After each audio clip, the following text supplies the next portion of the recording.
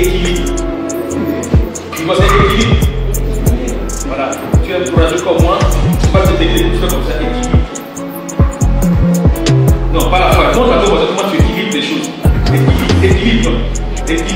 Non, mais tout le monde équilibre. Équilibre. Voilà. Tu vois, c'est équilibre. Merci que Dieu te bénisse encore. Ces choses sont de la vanité. Et toutes ces choses, le diable a accès à ça. Le mariage, tout ce qu'on veut sur cette terre-là. Le diable, il a accès à ça. La chose auquel le diable n'a pas accès, c'est les choses qui viennent d'en haut. Donc quand Dieu t'amène à l'église, c'est pour les choses d'en haut, pas les choses d'en bas. Si ton cœur est sur les choses d'en bas, tu seras gagné par le diable. Tu n'as pas compris.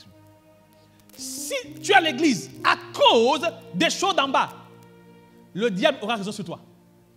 C'est pourquoi dans Matthieu 6, 33, il dit, premièrement, le royaume des cieux. Et ça, je dis, cherchez prioritairement. Pourquoi?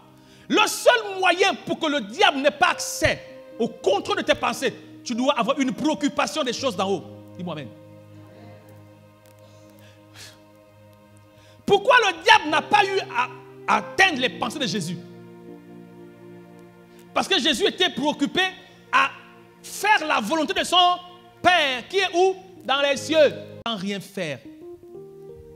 C'est l'un des secrets. Et ne reste pas sans que ce que tu fais ne soit dans ton cœur. C'est pourquoi les gens servent Dieu, mais ils sont attaqués parce que ce n'est pas dans leur cœur. C'est quand ce que tu fais dans ton cœur que le diable n'arrive pas à entrer. Parce que tu es préoccupé à comment bien faire ce que Dieu demande de faire.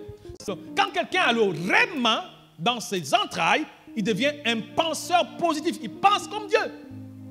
Mais quelqu'un qui n'a pas le Seigneur en lui, il va penser comme il veut penser, mais laisse-le penser. Au quartier, les gens disent que tu es un vantard, tu es comme si. C'est comme ça, il voit. Pourquoi tu t'en prends en lui? Parce qu'il voit mal. Donc tu vas gifler un aveugle qui marche d'un côté comme ça, il marche mal. Oh, pourquoi tu vois mal? Il voit mal. Donc, les attaques extérieures ne peuvent pas être évitées. Le désert fait partie de la vie d'un chrétien. C'est un tort que de penser que parce que je suis à l'église, je n'ai plus tel problème. Les gens ont chanté comme ça. Oh, la maladie est passée, oh, les problèmes sont passés. C'est pas passé, même là où ça commence, vrai. Donc, un fils de Dieu doit avoir la nature du chameau. Le chameau, il est des rares du règne animal qui a une capacité de subsistance dans le désert. Et quand tu vois le chameau, il n'a presque plus le poil. Quand tu vois où il est toujours accroupi.